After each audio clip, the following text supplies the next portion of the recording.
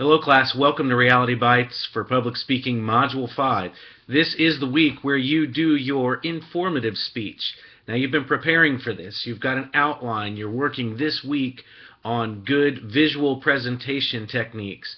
All of this goes into your major speech for this week, which I will remind you is only 4 to 6 minutes long. Now that might seem like a long time to you, but I promise you if you've got a good solid outline and you have a good idea of what you want to talk about with your speech purpose and thesis, you will cover at least 4 minutes.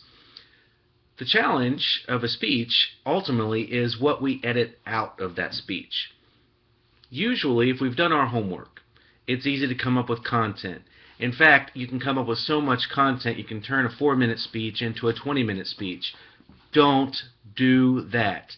I'm going to send you some other speech tips later on this week that will really help you create a good speech. But I do want to say this. This editing principle is really important. Sometimes we have to shed some things in order to get to a truer thing or a more important thing. You do this with a speech. You figure out what the main idea is and you work it. Don't get distracted and run off on tangents. That's where a lot of speeches fail. The same principle kind of holds true in life if you think about it, hence reality.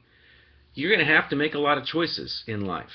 You're going to have opportunities in life. You're going to have so much available to you that you're going to have to figure out ultimately what is most important to you and allow that to drive you and dictate your course. Because you can't do everything. Too many people try to do everything and they do a lot of things okay, but they never do anything great.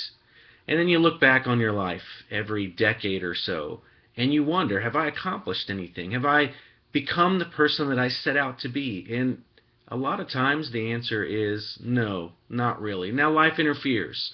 And the great news is you can always start over, but you've got to figure out your ultimate purpose and your driving principle in order to edit out the things that don't matter as much.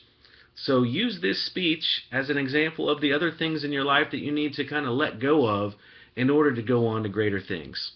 That's Reality Bites for Module 5, Public Speaking. I'll see everyone online. Have a great week.